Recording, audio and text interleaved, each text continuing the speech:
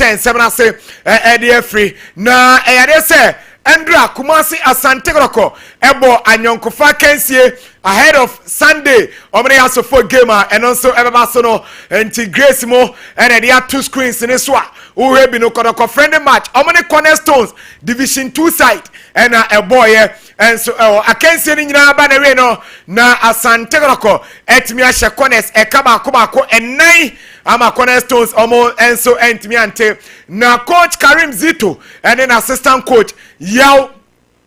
Prince Owusuno omo team no mienu na team a edikan no emrante a ehye ase a omo ball first half no na ye goalkeeper Mohamed Kamara impose Justice Blay ebo right back Patrick Esiedu ball left back center pair no na ye abrante a ye friend Henry Kwame Ansu ene Samba Indongani Gilbani Onel Congo Soldier Mfimfio yenya Andrews intim menu ententen wa no yenya abrante friend Fernando Wisdom Bassi one abrante a ye friend Michael Che Jamna ene yenya Baba Yaya ene abrante a ye friend Kwame Poku ene Albert Amwa se omu lead attack no enso ede ama Asante Groko enti first half ne ba na we no na kotoko ahye 2 cornerstones enso shebi abrante a ye friend Kwame Poku ene nya first goal ede ma Kumasi Asante Groko Baba Yaya ebenya second goal our first half nim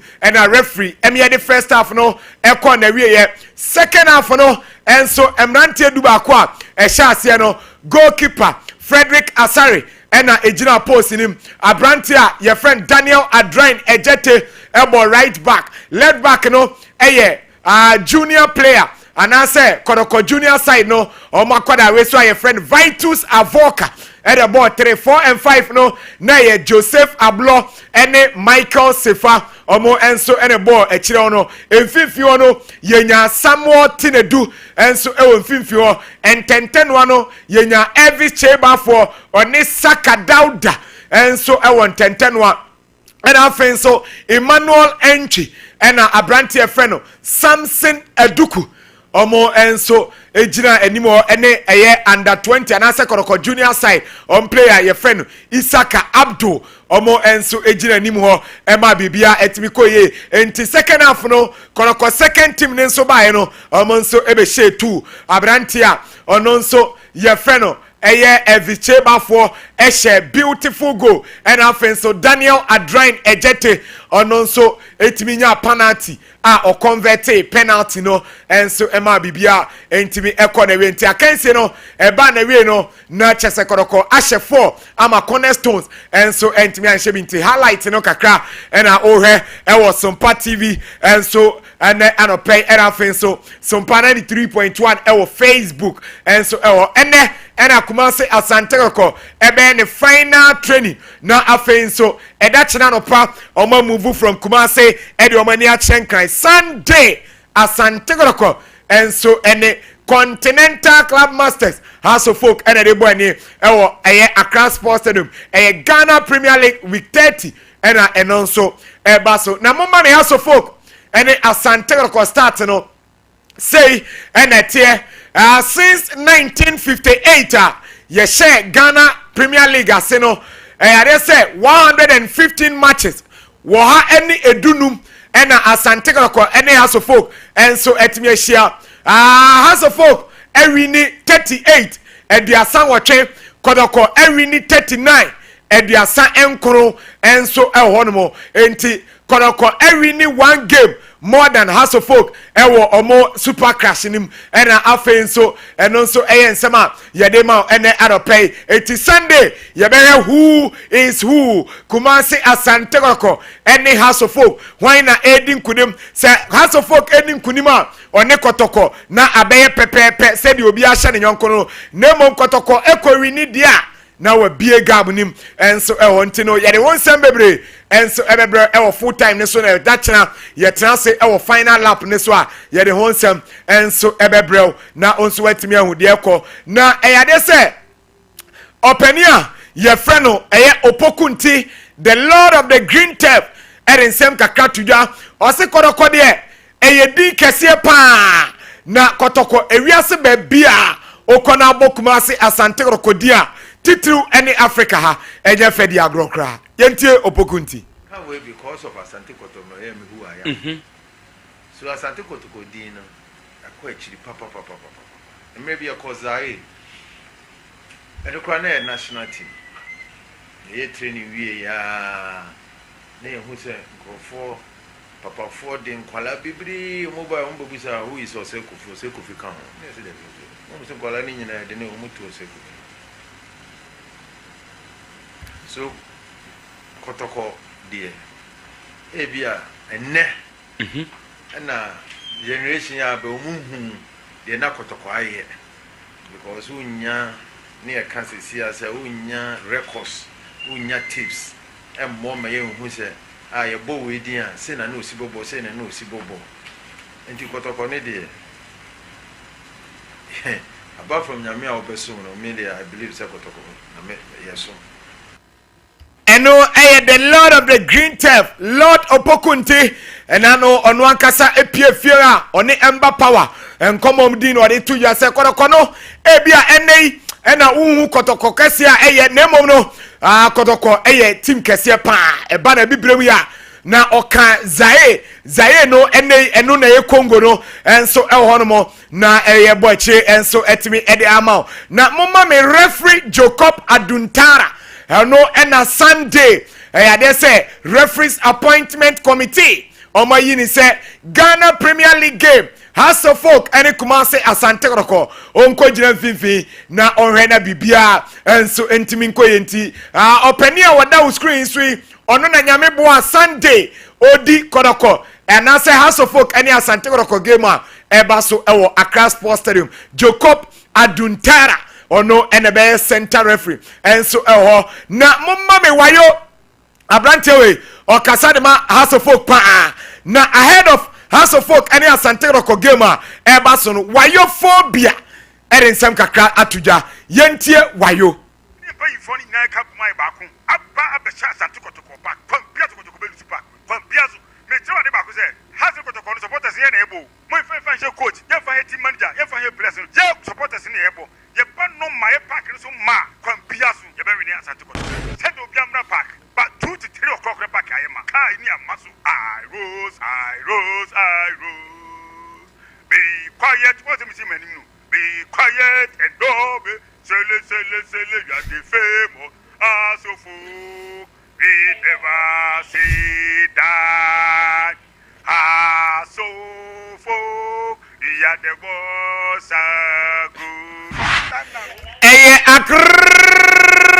House of Folk eno wayo and on Sunday House of Folk supporters Momesha Accra Sports Stadium ma na munchinya Kumase Asante Kotoko esanse mutimi she omo title hopes enso ebetimi abana wiye eno wayo na nida ko enso ekasa erema Kumase Asante Kotoko nida ko enso edensam kakra etuja Momesha Asante Kotoko. So for us we are relaxed. Yes ready on beka. Wo krase wo ko akra ba no bi akwa ba be ma wo kire ya. Oni makrasi obi ana. Emra beje masare ekọ Black Stars no na Frederick Asare ekọ Black Stars aba. Currently we kasa we can boast of Kamara Mohammed, we can boast of Frederick Asare.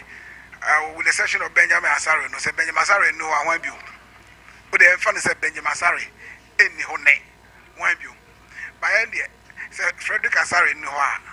Mohammed Kamara ewo ho. So for us we are endowed with goalkeepers, we are endowed with defenders, we are endowed with midfielders, we are endowed with attackers. It has a folk there. I mean, Omawuni, until I'm support. Eno nida ko ononso ekasa edema Kumasi Asante Kotoko team no eno den sem tuju say na o House of Folk here ye bo player na bo Benjamin Asare unya player bia enhye na mobile nemu Kotoko obobo Frederick Asare obobo Mohammed Kamara obobo Samba Ndongani Gilbani Onel enti Kotoko for the omunsuro nemu records no the last 5 matches in favor House of Folk enti no Sunday coach na ojina dugout mu edema Asante Kotoko Karim Zito nso ye coach House of Folk entimi nhye no ntino Sunday ne ebehu de eno nso ebeko away from Super Crasher eba so Sunday no na yenra ES Okreku ono eye president edema the Ghana Football Association or the nsem kakra atudwa edi kan no or say eye na hohoa eye na ni GSS ano or eye second vice edema CAF and so honomo entino second vice president edema CAF Ket ES Okreku. What I bring, I'm very, very humbled by one absolute trust, not only in what I bring to Ghana, but potentially what I'll bring to football on the African continent and perhaps beyond. The last few days has been very, very important, but soul searching few days for from Yankasa because say question beside no me beside me home. I mean DNA me brothers my sisters in football, not only in Ghana, not only in West Africa, but the 54 member associations or mama is opportunity.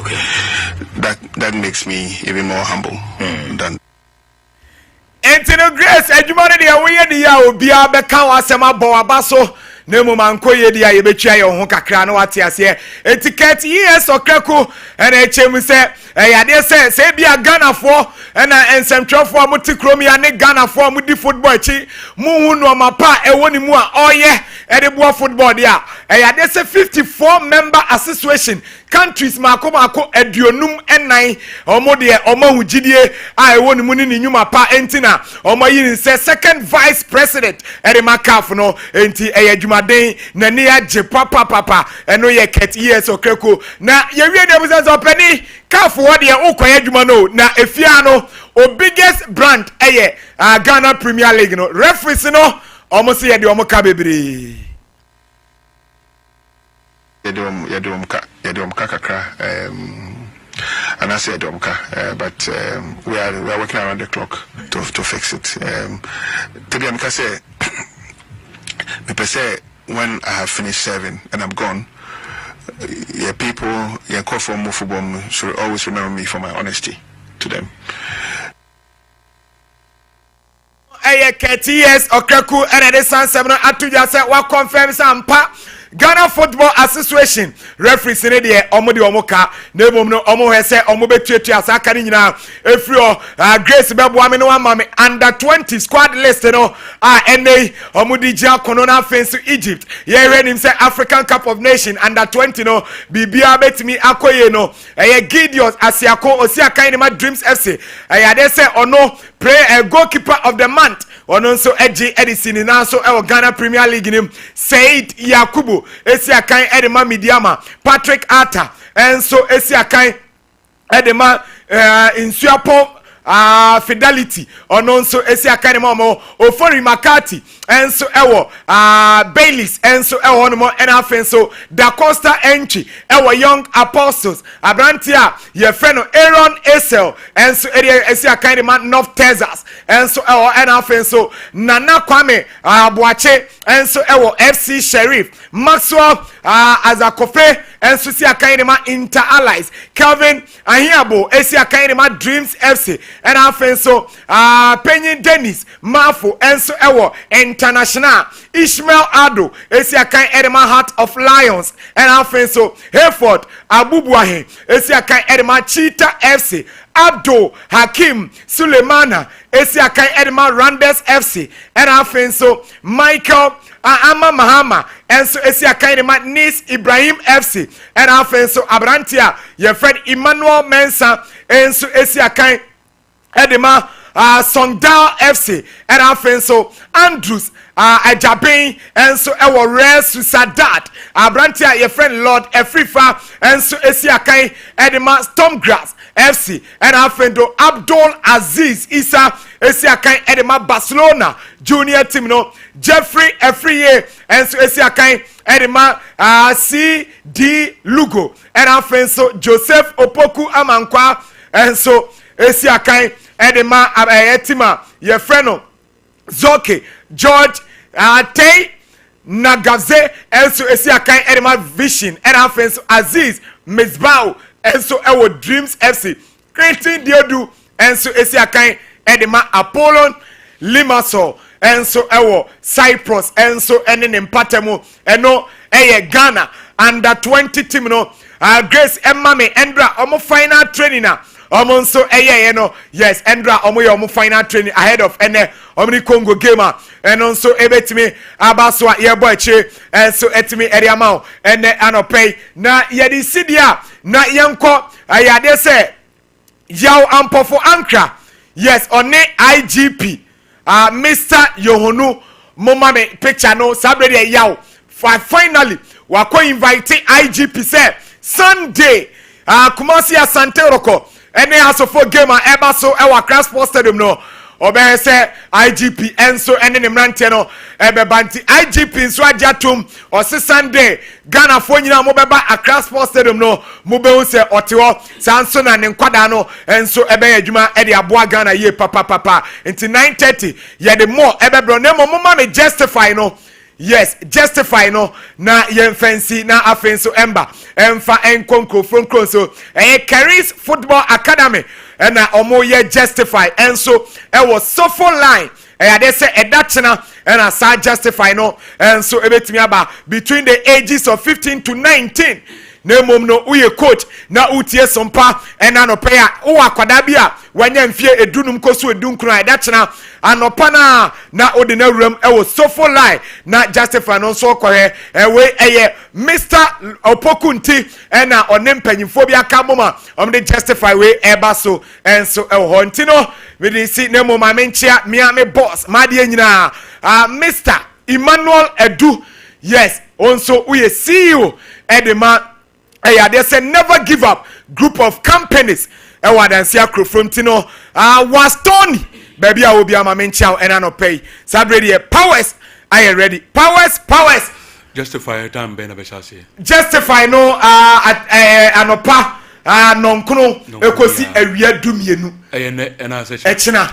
na o akwada bi wo hana o players den se kura bebre sao we so de uhe panyin na wo ye na agency ni na ba yes and right image sami hu ya na chese o mu yes opokunti na nkasa ba o de enko ameno ne mra enko powers 9:30 ba ye de aka echi ni na so be ba say holiday ba e ma remfisa nyankopon ya adoma matches kakra be koso ba mami enra game e koso e wo bi ba o e Basque region hono na yenhwe awia na bo e wo Spain na nyasam ketokra na Orlando sa wo hwe e wo e Sompa television so a mo mami e video no na me shall say ende nkomo son mama in Spain as a time before some bobo quantity at the Athletic Bilbao and in a team Manchester United came to Babasono ne awia na bo nyasam ketokra banning in emonu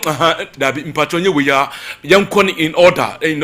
order and his son mama in our Spain na yendi nkomo kakra game no before say enubetumi abasono awia na no den but away from eno say no ntumi nya ready amoma mi aya resource no na yenko aya UEFA Conference League winim sam anwa games mienu ko so bobokwa ne diare Tottenham Hotspur wamo sam nyen some Bodo Glimt boboko no enso temu baako enwa timi fanto anim sa Athletic Bilbao enso atifia Manchester United eko ball mo kamia sam nso no entuma bi eno aya de ko so enwa an yeto won sama hoton enso timi de pa na bibia so tuma ye kama Manchester United boboko no wamo 3 goals am say no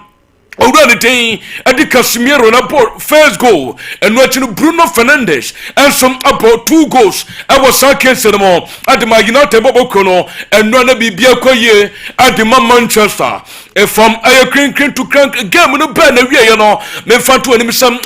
numbers bibia na ko at the Manchester it's also so short boy you know na you 14 for United as against Bilbao there so na you 9 the part of me to him some ayade ball possession Manchester United about 73 also against 27 and ayade total no by game the face of the game as a sign after some red card ne paye for Bilbao boya ye fancy Vivian and no ayade total no and you go so ade somehow to ade me tie for I go to make a power so the part from MCR Obape Grace mo mama me aye Bruno Fernandes after the game no and summer or the tuta yenti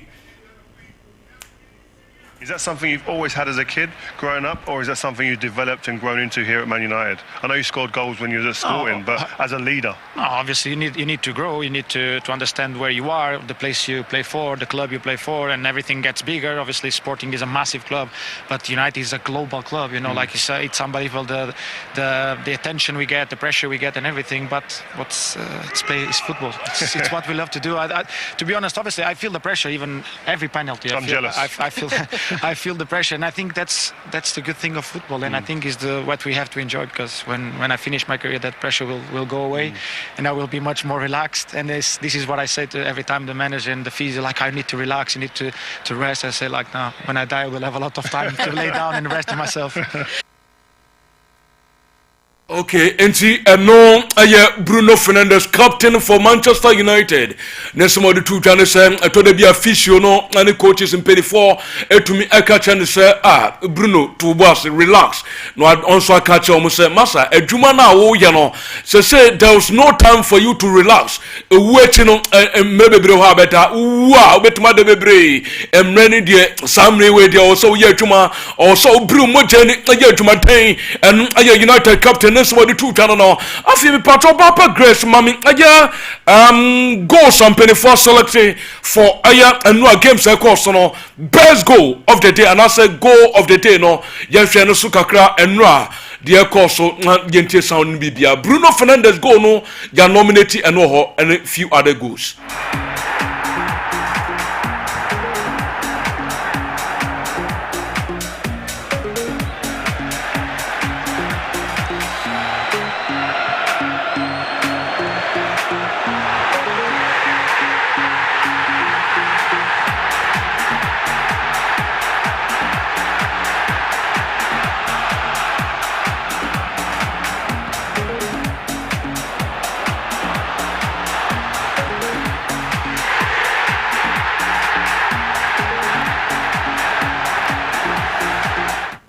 Enti dia wo hwe e Sompa television so again mo hwe Sompa radio e Facebook na so Sompa 93.1 on Facebook no way Europa League matches course goals and 24 oscillate as the goal of the day na ugu so wo hwe na wutie na bibia so tuma course afi minko conference league no ola wo Chelsea na Chelsea for no me fanto okay Liverpool for no me pato way enra conference league matches course results no and wo hwe Sompa television so when say repetis as a two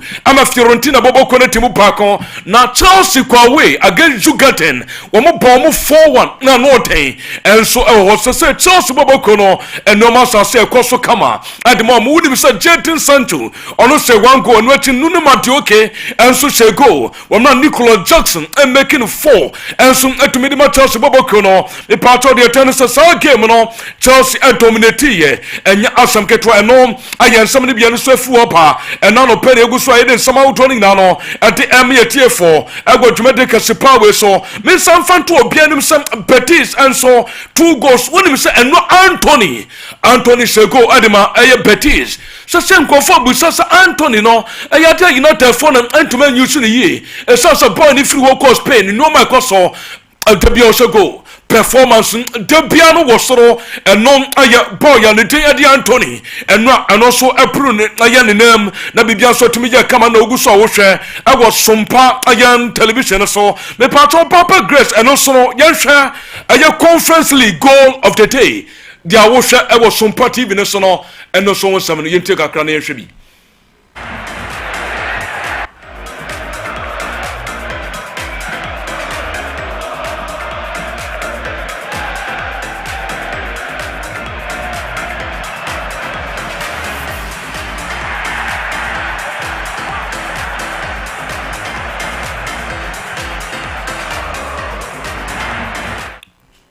Enti dia uguso a wo hwe no conference league no eno wonsam no so say dodo na bompa say title wo ma mo follow Premier League no hwe ni musa anka so say wo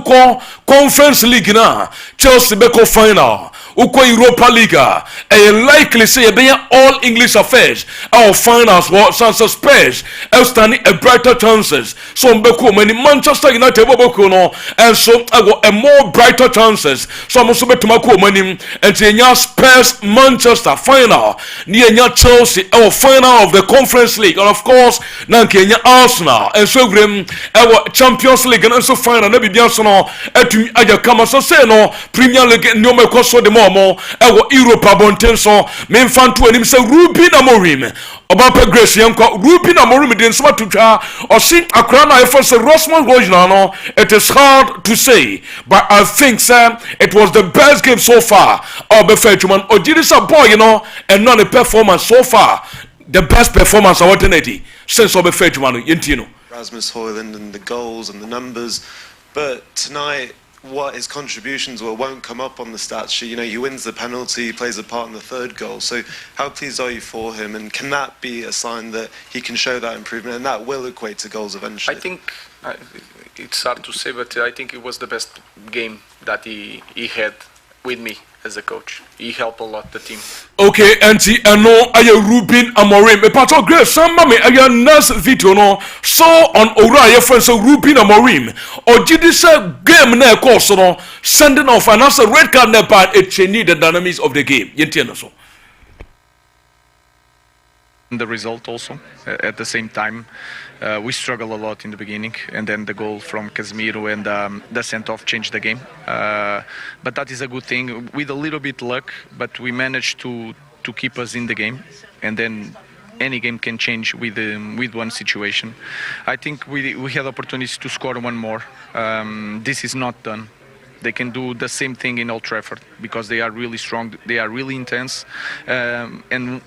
one send-off can't happen. Yankoye nimna yantwo so na me fa unko company kakra Barca Chrome ho na me nko nkoti nkomo FC Barcelona say wo mu project no mo amhwe Sompa television ya set anu say mu ye hwe bibia wonim say one Laporta oba no obeka say enche na ye project no mbewie wo mu kan sem before the start of the season or bikwa no mwe ba season ebe start no mwe halfway through the season wa mo so mbaba company enso entuma man say season almost over the turn say anya dey according to the contractors and I say wo ma mo ye adwuma Limak constructions all the way from Turkey wo mo adwuma no mo ya no impedefo se mfanto obi anim say in the next 2 months no bia state of no betum are ready enti Barca boboko no yenko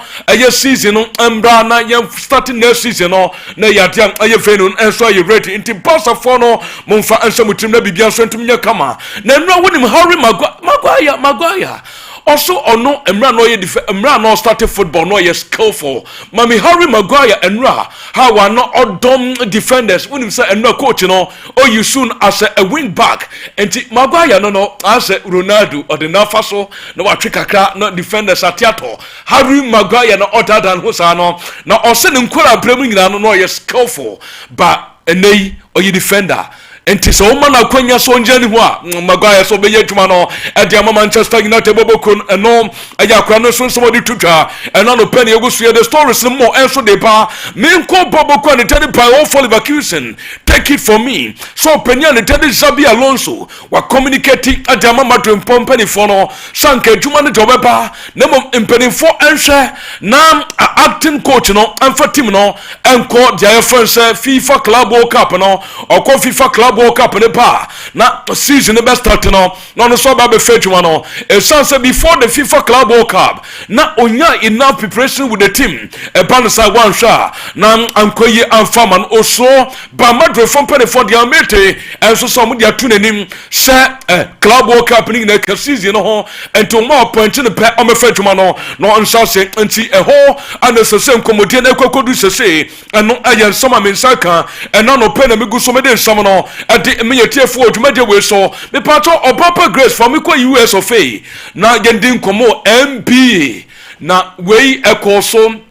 ewe NBA no say playoff no anu agete enya sam keto kra anopaya ana game we so ba na wie Los Angeles aye Clippers against niggas bobo womo so atia no na woguso a wo hwe ewo Sompa television so bibia ba na wie no na twasem LA Clippers enwini 111-105 as say bibia so to me koso nyame yadom ana 9:30 atlasia details to na enso beba me fanto anim so run the James Edward Horton when he scored 28 points at in something at two yentie no na yenso I took him. You know, I mean, we did a good job game planning. See what we needed to make corrections on and did it. So one more game. Nick Batum was the fountain of youth in that he made for you guys, especially in that second half. We didn't want to go home. We got one more game left in a couple days. One more game left. You guys have seen each other 6 times now. Not many surprises. How do you approach Game 7 knowing, hey, one more game left to make it to the next round? Figure out what we got to do better. Still a lot of mental mistakes, a lot of execution that we can get better at, and then go out there and take it. Okay, enti eno aye play off ekoso US of A ehun sam no emre no aso enti ye be sorry na morning show no atoaso nyankopon yadoma 9:30 ye be sanso aba na dia ka training na no e wo full time ni mu yetumi